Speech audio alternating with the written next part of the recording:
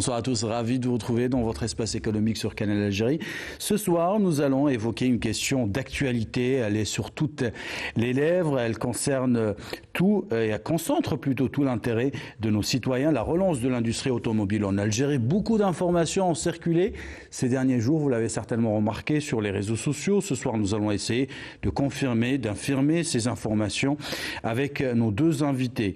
Alors, nous allons vous parler, vous dire quand les premières voitures fabriquées en Algérie sortiront des usines, combien de concessionnaires vont commercialiser ces véhicules, avec nos deux invités, le représentant du ministère de l'Industrie, Monsieur Djebaili Mohamed, directeur de l'industrie sidérurgique, mécanique, aéronautique et navale au ministère de l'Industrie. Merci d'avoir accepté notre invitation.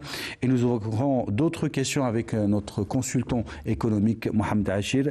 Merci à tous les deux de participer à cette émission. Et nous allons commencer avec vous, Monsieur Djebaili. Votre intervention est très attendue pour nous parler des véhicules qui seront produits en Algérie.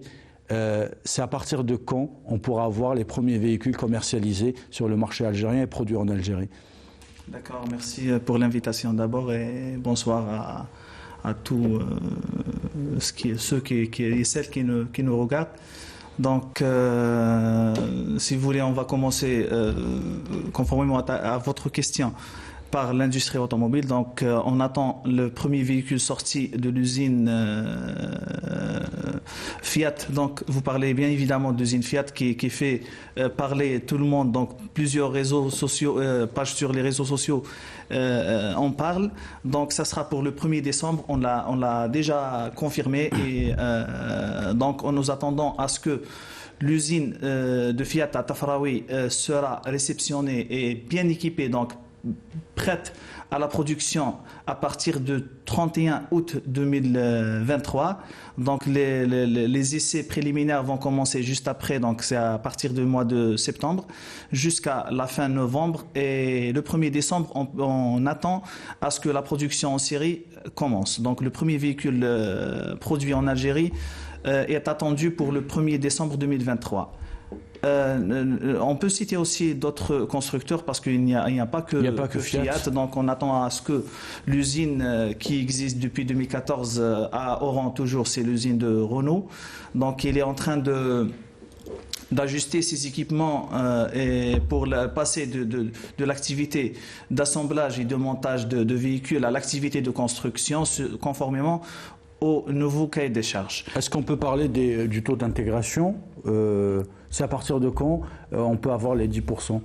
D'accord. Donc pour le taux d'intégration, le cahier des charges est bien clair sur ce point. Donc on prévoit l'atteinte d'un taux d'intégration de 10% à partir du 25e mois. Donc il a 24 mois pour atteindre le taux d'intégration de 10%.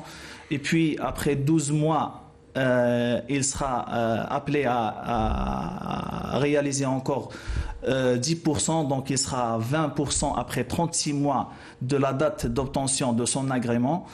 Et il a encore 24 mois pour réaliser les 30%. Donc les 30%, c'est au bout de 5 années. Voilà. Mohamed Achir, la question qui préoccupe nos téléspectateurs, c'est bien sûr les prix. Et c'est pour ça qu'on vous a sollicité aujourd'hui pour nous parler de prix. Alors, ces voitures seront-elles abordables pour le consommateur, pour le citoyen algérien? Bon, c'est une question un peu délicate parce que le marché n'est pas encore en maturité concurrentielle, c'est-à-dire il faudrait quand même une certaine diversification de l'offre et même une quantité d'offres importante parce que nous avons un marché d'abord qui est déficitaire en termes d'offres automobiles. Donc ça fait presque 4 ans qu'on n'a pas importé de véhicules. Donc cela veut dire que si le marché national a besoin d'une moyenne de 250 000 véhicules par an, donc cela veut dire qu'on a besoin d'1 million de véhicules pour réellement équilibrer l'offre et la demande. Maintenant la question des prix, donc certainement il y aura des prix différents des prix que nous avons connus les années quand même d'importation et je dirais élargie des véhicules, hein, c'est-à-dire durant les années 2010, 2012, etc., surtout 2014. on a enregistré des pics d'importation jusqu'à 400 000 véhicules. Et à ce moment-là, donc, il faudrait rappeler un peu un certain nombre d'indicateurs. Donc, pour parler des prix, donc, il faut prendre en considération certaines variables. Il y a la variable d'abord du taux de change qu'il faut prendre en considération. Donc, le taux de change du dinar, qui s'est relativement déprécié par rapport au taux enregistré durant les années précédentes, donc soit par rapport à l'euro ou par rapport au dollar. Il y a la variable aussi d'augmentation des coûts de production des constructeurs automobiles dans les pays du monde, dans tous les pays du monde, et surtout après le choc de la Covid-19 qui a provoqué quand même une certaine déstabilisation des chaînes de valeur mondiales et des chaînes d'approvisionnement, mais aussi une réorientation aussi de cette industrie. Donc il y a d'abord c'est-à-dire c'est une réorientation carrément radicale de l'industrie automobile vers des voitures électriques et des voitures hybrides. Donc ça a changé un peu le modèle classique qui était maîtrisé par les constructeurs automobiles. Donc, Monsieur Haché, ce que vous êtes en train de nous dire aujourd'hui, c'est que les véhicules qui seront commercialisés en Algérie ne seront pas commercialisés au même tarif qu'il y a 10 ans ou qu'il y a 9 ans. Parce que vous êtes en train de nous dire que beaucoup de choses ont changé, y compris sur le contexte international. Mais c'est ça justement, je suis en train de citer les variables qui influencent les prix, notamment ces variables concernant l'inflation aussi. Mais c'est ça, Et le choc de la Covid-19 a quand même bouleversé certaines chaînes de valeur mondiale et les chaînes d'approvisionnement, même la question des semi-conducteurs, qui se font rares actuellement pas seulement dans ce secteur automobile, mais dans tous les industries électroniques, les industries informatiques, etc. Parce qu'il y a un monopole international sur les semi-conducteurs, il y a un monopole, il faut le rappeler. C'est-à-dire, oui, c'est une industrie qui n'est pas encore démocratisée au niveau mondial. Donc, c'est-à-dire l'Europe, et c'est maintenant que l'Europe a décidé d'ailleurs, à partir de la fin de l'année 2022, c'est ça, donc il y a un projet syndiqué entre plusieurs pays européens pour construire une grande usine des semi-conducteurs, je crois, en Suède. Donc, c'est un grand problème. Et puis, il faut rajouter aussi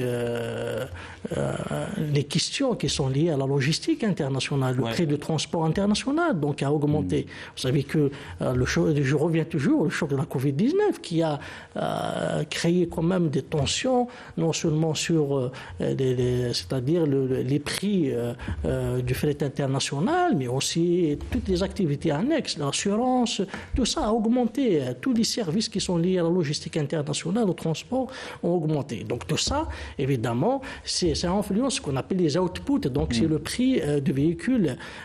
Mais qu'est-ce que fera un prix abordable? C'est un marché concurrentiel, c'est-à-dire il faut encourager davantage une diversité d'offres de constructeurs pour pouvoir créer une certaine concurrence et éventuellement proposer des promotions et proposer des prix abordables. Monsieur Djibeili, le secteur ou le marché de l'automobile, vous le voyez comment? Il va se stabiliser bientôt ou alors il faut attendre quelques mois pour justement sonder ce marché et voir comment il va évoluer? D'accord, donc je rejoins notre Mohamed Achir, notre professeur Mohamed Achir, dans ce qu'il vient d'annoncer. Donc il y a plusieurs paramètres qui ont changé par rapport à l'industrie automobile. Donc c'est tout l'écosystème mondial qui a changé. Donc on parle d'une rareté et même d'une pénurie en termes de disponibilité de véhicules dans le monde. Donc ce n'est pas comme avant, comme les années 2010, 2011, 2012.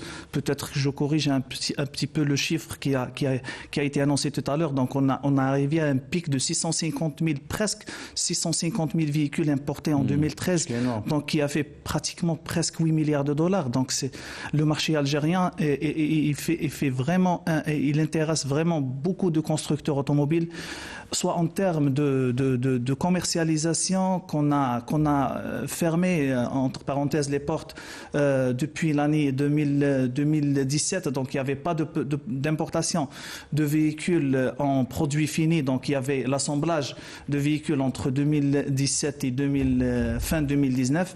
Donc ça n'a pas suffi pour couvrir la demande nationale qu'on l'estime à 350 jusqu'à 400 000 dans la situation ordinaire du marché algérien. Donc c'est un chiffre très important. Là, si je reviens sur l'écosystème ou bien la sphère industrielle automobile internationale, on parle d'une industrie très juteuse en termes de valeur ajoutée. Donc, on parle d'un chiffre de 2700 milliards de dollars la valeur de cette industrie. Donc, si j'évoque l'Afrique en tant que continent, donc on couvre la production de à peine 1% de ce que produit le monde en termes de véhicules. Donc on trouve l'Afrique du Sud qui est le principal producteur en Afrique. Et justement, notre objectif, c'est de rejoindre l'Afrique du Sud et installer une industrie automobile en Algérie qui va pouvoir alimenter le continent africain, parce que c'est notre droit. Donc on est des Africains, donc on doit profiter de ce marché énorme. On compte 1,2 milliard habitants en Afrique, dont on parle... Monsieur Djebeli, ma question, c'était sur le marché algérien. Est-ce que, selon vous, est-ce qu'il va se réguler? Est-ce que les prix seront plus intéressants pour nos acheteurs? J'y arrive, tout est lié. Donc là, on parle de l'industrie. Donc on n'a pas encore évoqué l'activité d'importation pour la revente en l'état. Donc c'est une autre paire de manches.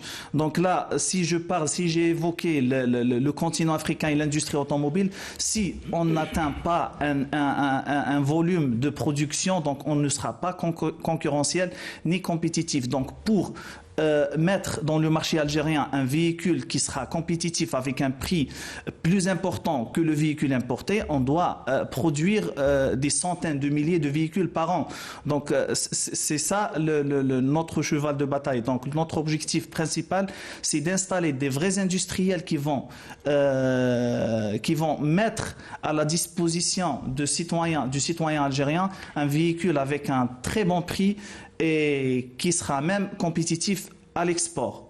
Là, si on parle des prix, donc il y a plusieurs paramètres qui intervient sur le prix des véhicules.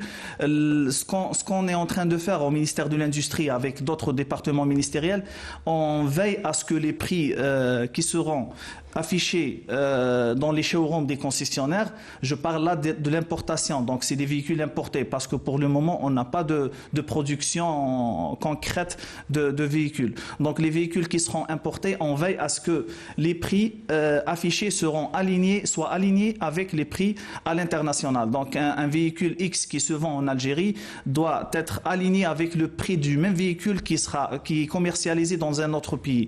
Donc on ne va pas tolérer les écarts entre les prix appliqués dans d'autres pays. Je dis ça car là, le marché algérien, il est vraiment en rupture.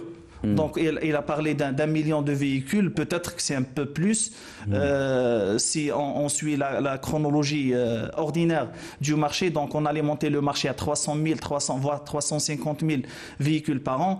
Et là, depuis 2020, c'est 0 véhicule. Donc depuis 2019, je dirais.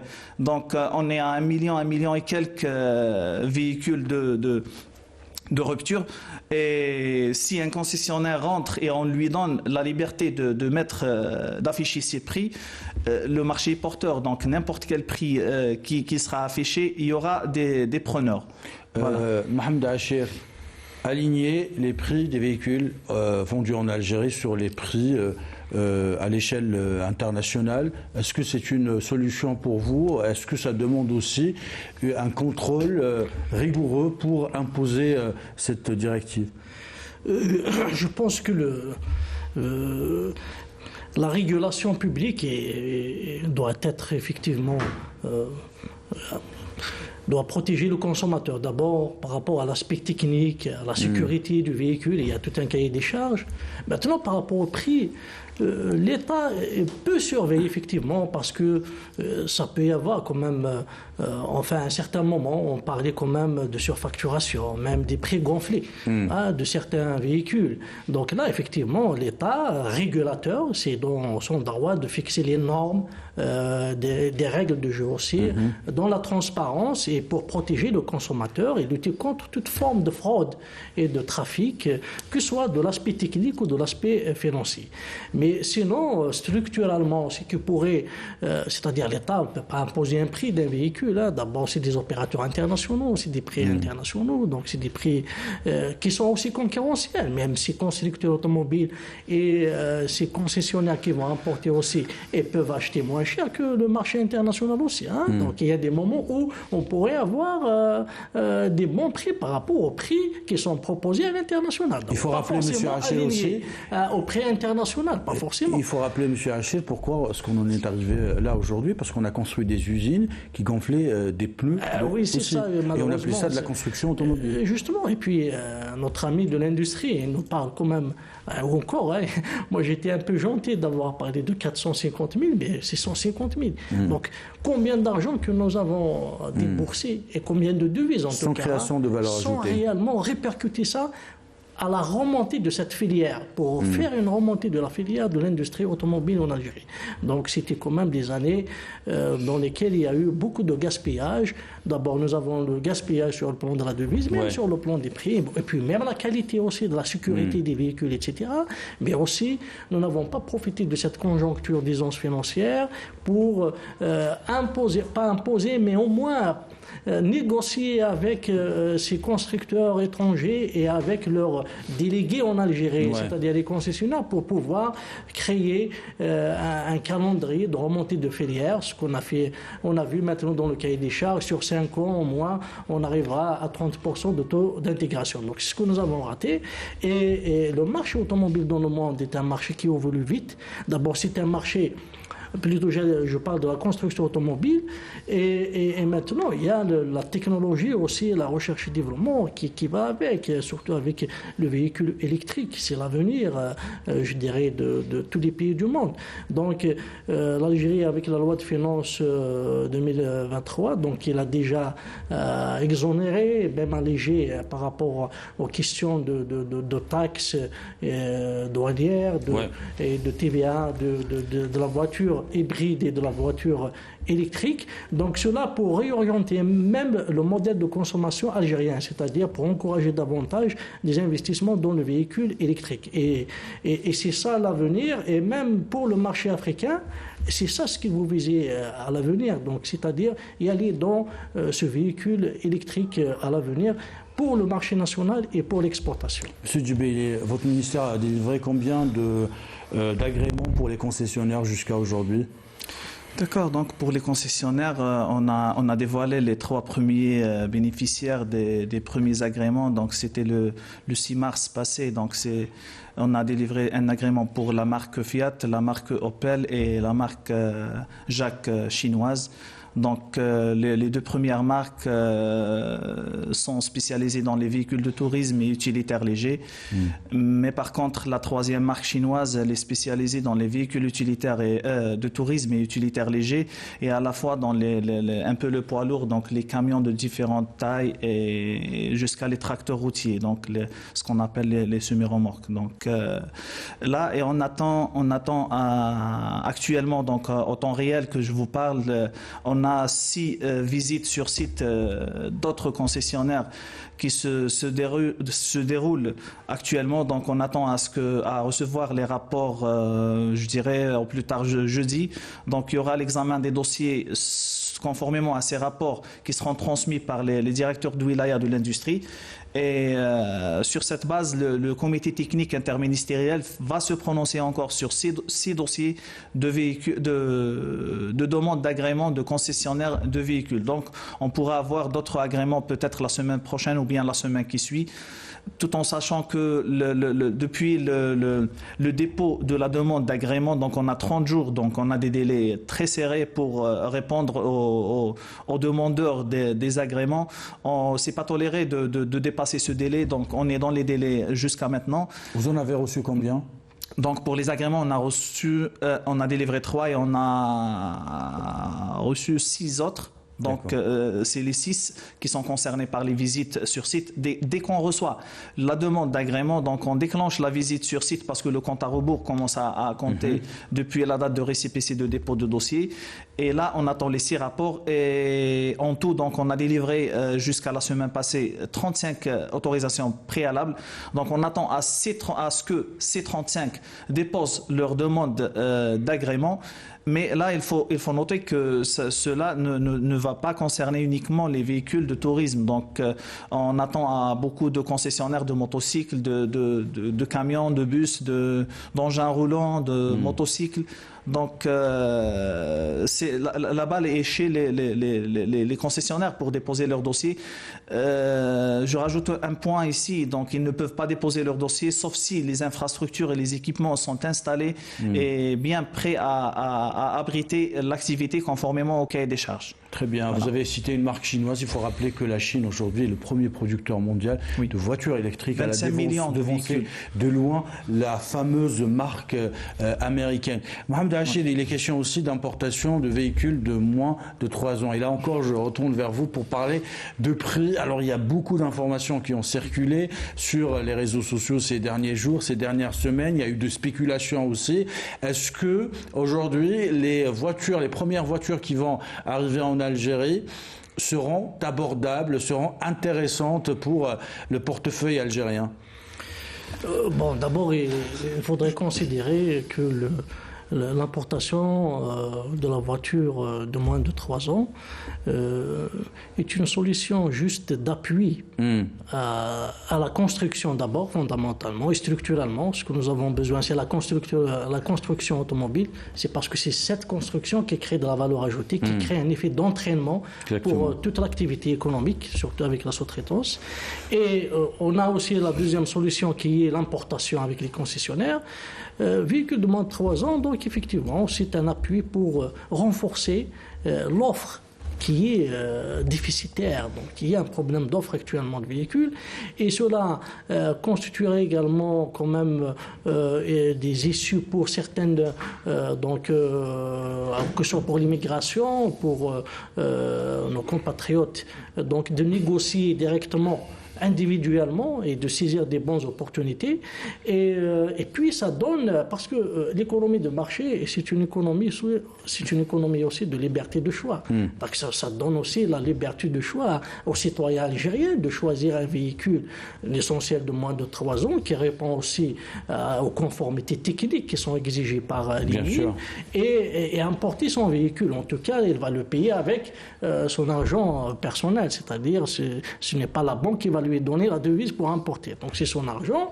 Donc là, on lui donne quand même cette liberté de choisir et même de négocier parce que, il faut dire une chose que, surtout pour le véhicule essence, etc., donc certains pays européens sont en train d'encourager donc la conversion des véhicules vers l'électrique et donnent même des primes pour les citoyens afin de passer à l'électrique. Et donc, dans ces situations, on pourrait avoir quand même des bonnes occasions pour des bonnes occasions à importer et aussi le choix, j'ai dit tout à l'heure, le choix technique du véhicule, en tout cas même la loi de finances pour 2023 a donné des allégements de taxes pour les véhicules hybrides et les véhicules électriques, mais aussi pour les véhicules de puissance inférieure.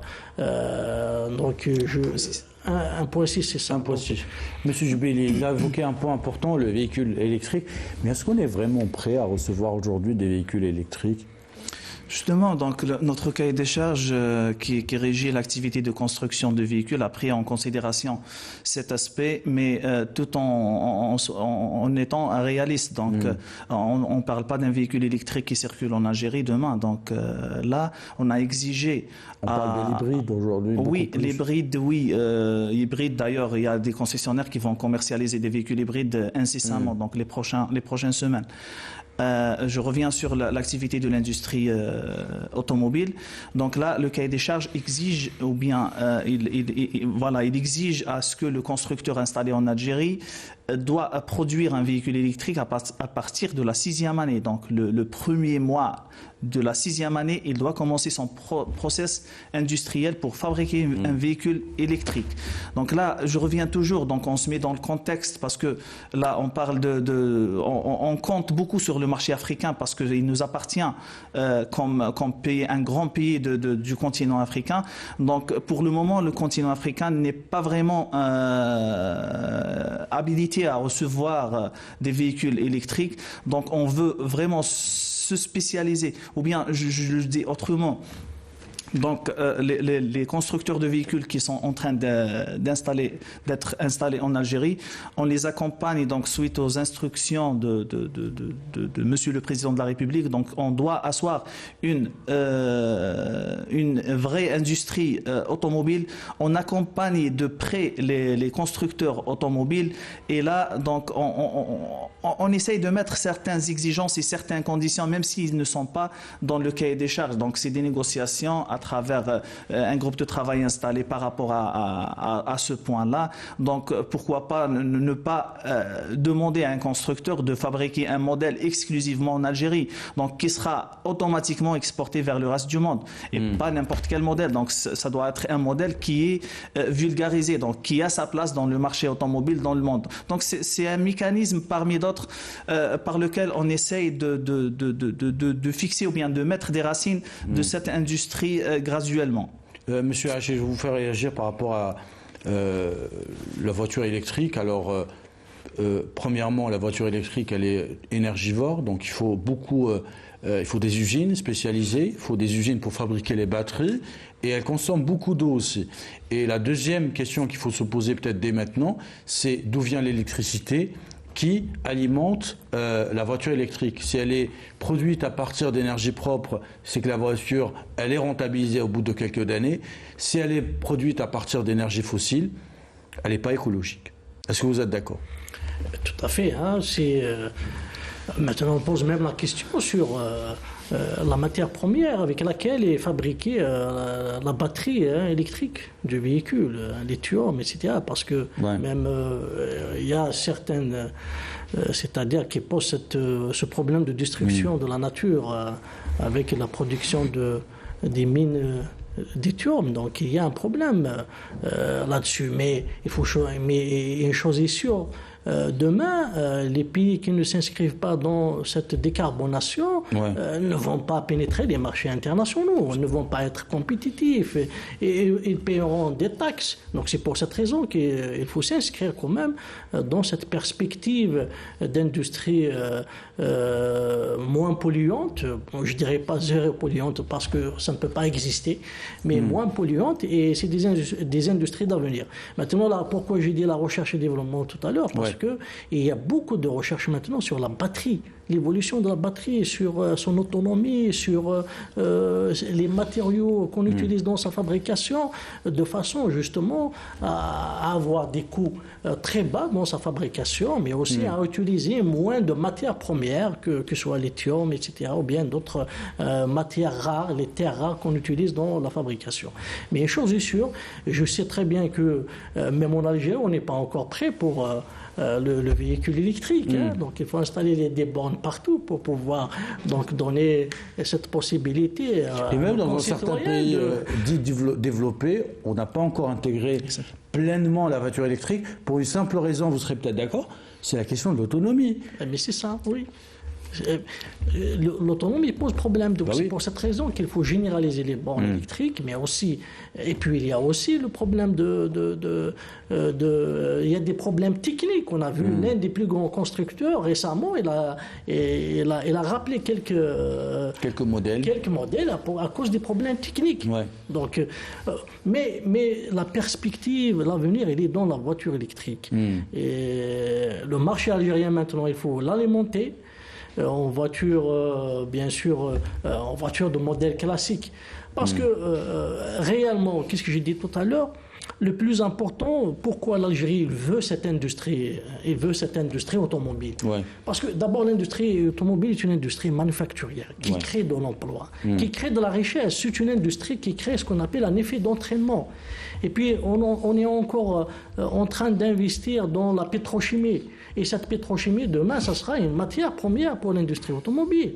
Il y a toute une usine, donc il y a à Oran, donc, qui va fabriquer de l'acier plat qui est destiné aussi à l'électroménager, aux véhicules. Donc tout ça, donc on lance l'industrie automobile et on a un effet d'entraînement. On a déjà des intrants, de la matière, des inputs, de la matière première. Donc on crée un effet d'entraînement pour ces industries en amont, mais aussi on crée tout un réseau de sous-traitants. C'est des centaines de sous-traitants, pour ne pas dire des milliers de sous-traitants. Donc c'est tout ce maillage qui est intéressant pour l'économie. Ce n'est pas le fait d'avoir un véhicule, ou bien, parce qu'après tout, on a un pouvoir d'achat peut-être, on peut importer.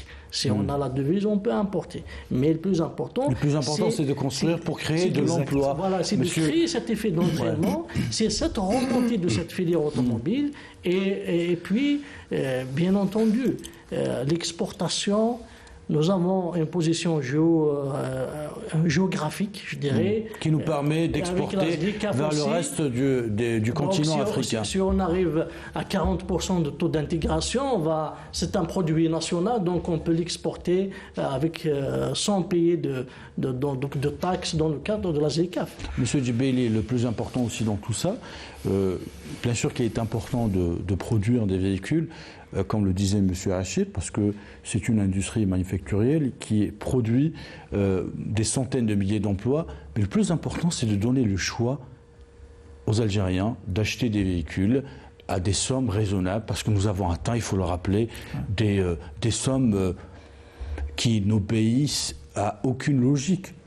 Oui, après c'est la logique de l'offre et la demande. Donc quand l'offre n'est plus, donc et la demande d'aller à son pic, donc on s'attend à ce que les prix soient exorbitants.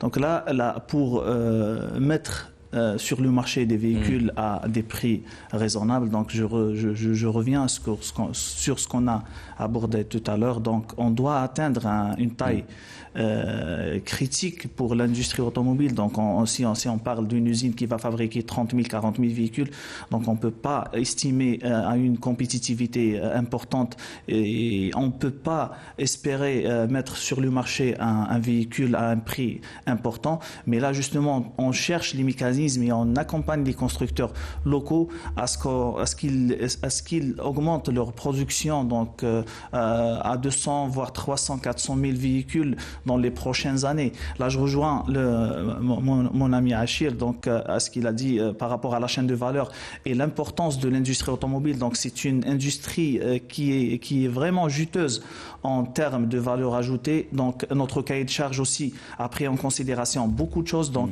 il impose aux constructeurs de construire un véhicule sur un châssis embouti et peint localement à partir de la 3e année. Donc, c'est très important pour éviter peut-être certaines expériences qui ont échoué. Là, si on installe une unité d'emboutissage et de peinture, peut-être qu'une seule unité va suffire pour les autres constructeurs, mais l'essentiel que les véhicules qui seront produits à partir de la 3e année seront construits sur des caisses et des châssis réalisés ou fabriqués localement. Là, peut-être qu'on ouvre la porte pour parler sur la sous-traitance. Donc justement, la chaîne de valeur commence à partir de l'acier destiné à la production automobile, à la fabrication automobile. Donc c'est un acier spécifique qu'un industriel s'est engagé à le rendre disponible donc en produit local à partir de l'année 2024 qui sera destiné aux constructeurs locaux et aussi pour l'exportation, sachant qu'il a une très grande expérience dans la production de cet acier et c'est très important dans l'industrie automobile. Là, je je rajoute juste la pétrochimie parce qu'on parle de caoutchouc, de plastique, de tissu. Donc il y a vraiment une panoplie de sous-traitants qui vont trouver leur chemin avec l'installation de ces constructeurs. Je rajoute juste un point parce que là on parlait uniquement de l'industrie automobile pour les véhicules de tourisme et véhicules utilitaires légers. Là, on a aussi une industrie qui existe. Donc, on a des producteurs ou bien des constructeurs de tracteurs agricoles qui c'est un créneau très très important. Donc, on parle d'une autonomie alimentaire dans le court terme. Donc, l'agriculteur, que ce soit l'agriculteur, le petit agriculteur ou bien l'agriculture de masse au sud, donc a besoin de machinisme agricole. Donc, on travaille dessus dans la perspective de produire ou bien de rendre disponible un produit algérien pour produire de l'aliment pour les Algériens. Donc c'est très important. Et la crise du Covid nous a appris beaucoup de leçons par rapport à l'autonomie en termes d'alimentation et même en termes des équipements industriels et autres. Je parle aussi des semi-remorques, des motocycles, des camions, des bus, des ambulances. Donc tout ça doit être dans le pack de l'industrie automobile. Voilà. Très bien. Je vous donne la parole une dernière fois. Peut-être une dernière question, M. Achille. Est-ce qu'on peut sortir aujourd'hui avec un chiffre pour les téléspectateurs qui nous regardent? Est-ce qu'on peut évaluer le prix des prochaines voitures qui seront mises sur le marché? Si on parle par exemple du cas Fiat, il y a beaucoup de chiffres qui ont circulé ces derniers jours sur les réseaux sociaux. Bon, approximativement, il faut s'attendre à une augmentation de 30 à 40% du prix par rapport à 2012, 2013, etc. C'est-à-dire un prix, c'est-à-dire un véhicule disons bon, je dirais un véhicule d'1 million de dinars, on va le payer 1,4 million de dinars. Donc il faut s'attendre à 400 dinars de plus. 400 000. 400 000 dinars. C'était 400 dinars, je pense que les téléspectateurs seraient contents. Voilà, c'est 40%. Pourquoi les 40%? Donc, dans les 40%, nous avons les prix d'abord des matières, de la logistique, et les prix du véhicule dans le marché mondial qui a augmenté. Et nous avons le taux de change. Ouais. Le taux de change, nous avons le fret international, c'est-à-dire tout ce qui est logistique, transport et assurance. Donc on estime à 40% d'augmentation. Maximum. Et puis, mais ça dépend maintenant aussi de la capacité de négociation des concessionnaires. Et ils doivent négocier, parce que c'est des marchés aussi, ils doivent négocier des prix qui sont compétitifs, qui sont abordables. Je ne dirais pas abordables au sens moins cher, mais ils peuvent, c'est-à-dire il y a aussi parce que surtout lorsqu'on a des constructeurs en même temps concessionnaires, et ces constructeurs ils sont engagés déjà dans l'industrie automobile, donc ils rentrent dans les avantages. Ouais. Ils rentrent dans les avantages de la loi 22-18 sur l'investissement.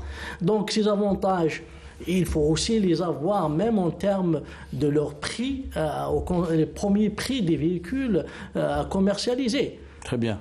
Parce que ces avantages, c'est des dépenses fiscale de l'État. Donc il faut s'inscrire dans ce renvoi d'ascenseur, je dirais, des avantages qu'on donne aux concessionnaires par rapport au moins à cette première phase que l'État a donnée aux constructeurs concessionnaires pour importer. Monsieur Djibaili, dernier mot avant de terminer cette émission, le temps passe très vite. D'accord, donc si je fais un petit commentaire sur les prix, donc je confirme que les informations qui circulent sont toutes fausses. Donc il y aura c'est de la spéculation. C'est de la spéculation. Donc il y aura les prix et les modèles seront divulgués par les concernés. Donc c'est par les concessionnaires de véhicules. Lorsqu'on voit les modèles avec les prix affichés, c'est ça l'information officielle. Pardon. Donc, pour le ministère de l'Industrie, on veille à ce que ces prix, je le disais tout à l'heure, soient au moins alignés. Je ne sais pas, vous avez dit est-ce que ça suffit ou pas, mais on ne peut pas exiger aux concessionnaires de mettre le prix X. Donc, c'est la moindre des choses d'être, de l'aligner, de les aligner avec les autres pays. Mais notre cheval de bataille, c'est bien l'industrie automobile. Donc, on compte vraiment mettre sur le marché algérien et même sur le marché, les autres marchés des véhicules produits en Algérie dans les prochaines années, Inch'Allah. Merci beaucoup à tous les deux d'avoir participé à cette émission. Monsieur Mohamed Jbeili, vous êtes directeur des industries au ministère de l'Industrie. Et Mohamed Achir, vous êtes notre consultant économique sur Canal Algérie. Alors je tiens à rappeler aussi à la fin de cette émission que nous avons sollicité d'autres acteurs pour aborder cette thématique dans sa profondeur économique, bien sûr, financière, mais qui se sont excusés à la dernière minute. Merci à vous d'avoir suivi cette émission. Elle a été réalisée par Hassan Chakour. Quant à moi, j'aurai le plaisir de vous retrouver à partir de jeudi prochain pour le journal de 19h et lundi prochain pour un autre numéro de l'heure écho. Belle soirée.